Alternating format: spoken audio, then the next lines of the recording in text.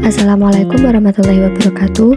Halo sobat semua, video ini membahas tentang variabel dan skala pengukuran, disusun oleh kelompok 2 Ekonomi Syariah kelas 5C yang beranggotakan Imelda Wahyuni Tias, Muhammad Ali Masan, dan Mustika Johan. Silakan disimak.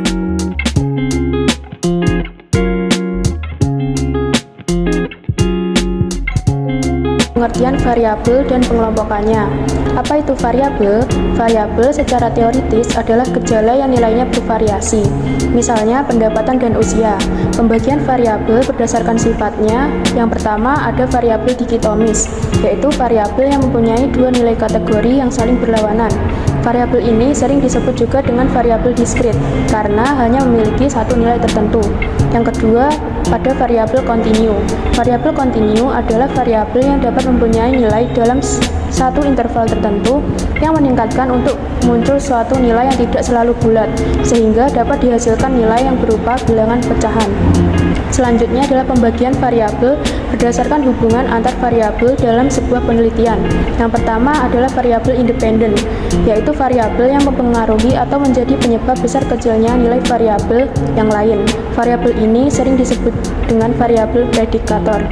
Yang kedua adalah variabel dependen, yaitu variabel yang variasinya dipengaruhi oleh variasi variabel independen. Variabel ini sering disebut dengan variabel kriteria. Contohnya adalah pengaruh inovasi terhadap kinerja organisasi.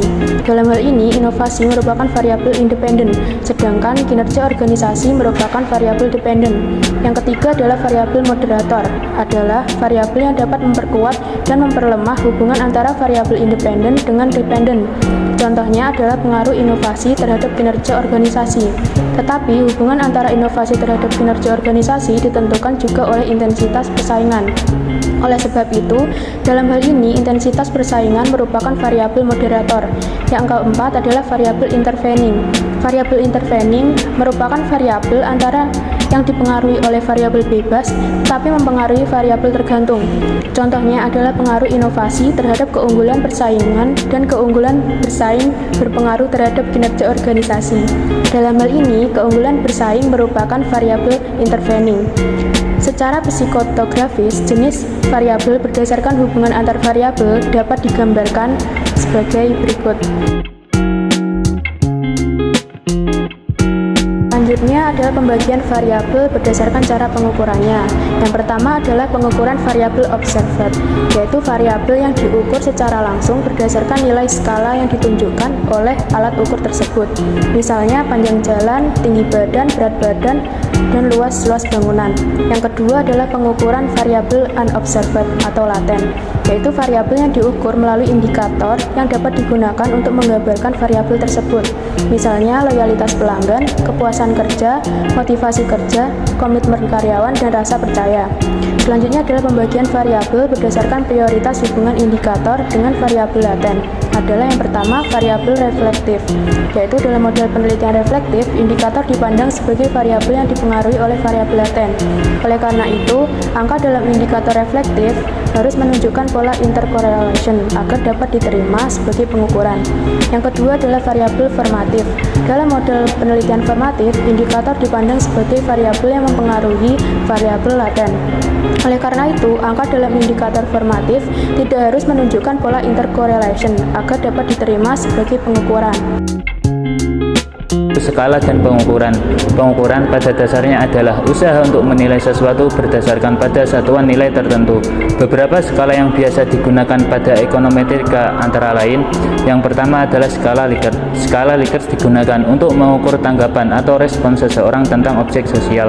Jawaban setiap instrumen yang menggunakan skala Likert mempunyai gradasi dari yang sangat positif sampai dengan yang sangat negatif.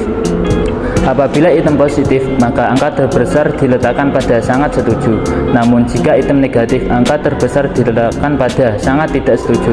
Skala Likert selalu ganjil dari selalu ada pilihan netral atau undecided. Setiap item diberi pilihan respon yang sifatnya tertutup. Lalu yang kedua, skala Goodman. Skala ini digunakan untuk mendapatkan jawaban yang tegas terdiri dari dua alternatif, misalnya ya, tidak, baik, buruk. Lalu yang ketiga ada skala semantik diferensial. Skala semantik diferensial diciptakan oleh Osgood yang pada mulanya ditujukan untuk mengukur arti sebuah nilai-nilai.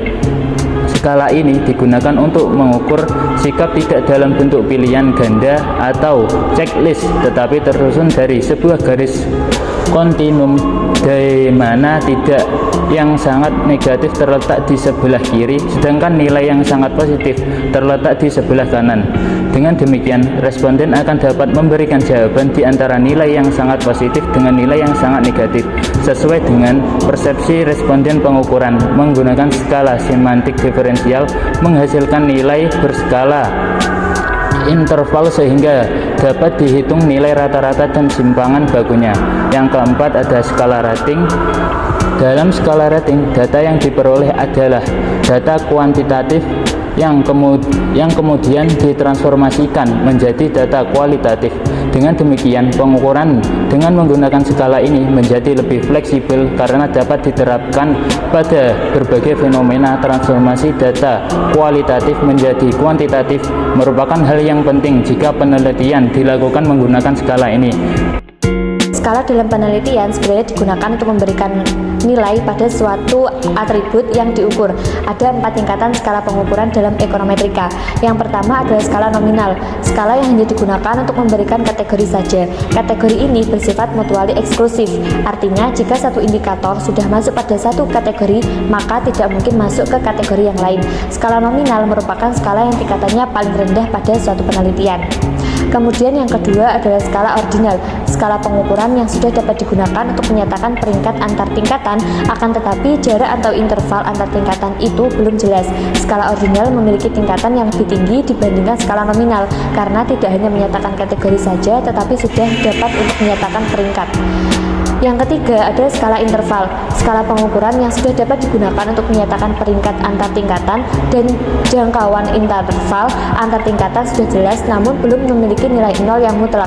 Skala interval memiliki tingkatan yang lebih tinggi dibandingkan dengan skala ordinal karena tidak hanya menyatakan peringkat saja, akan tetapi jarak antar tingkatan juga sudah jelas. Kemudian yang keempat adalah skala rasio. Skala pengukuran yang sudah dapat digunakan untuk menyatakan peringkat antar tingkatan dan jarak atau interval antar tingkatan sudah jelas dan memiliki nilai nol yang mutlak. Skala rasio ini memiliki tingkatan yang lebih tinggi dibandingkan skala interval karena di samping dapat menyatakan peringkat, jarak antar tingkatan sudah jelas dan juga sudah memiliki nilai nol yang mutlak. Nilai nol mutlak berarti benar-benar menyatakan tidak ada. Untuk lebih mudah dalam membandingkan skala pengukuran, lihatlah tabel sebagai berikut. Tabel tersebut memudahkan melihat perbedaan skala pengukuran berkaitan dengan tipe pengukuran. Tipe skala pengukuran juga berkaitan erat dengan alat analisis data yang digunakan. Jika skala pengukuran adalah skala nominal dan ordinal, maka alat analisis statistik yang digunakan adalah statistik non-parametrik. Akan tetapi, jika skala pengukuran yang digunakan adalah skala interval dan rasio, maka alat analisis statistik yang digunakan adalah alat analisis statistik parametrik. Sekian dari kami, semoga bermanfaat. Wassalamualaikum warahmatullahi wabarakatuh.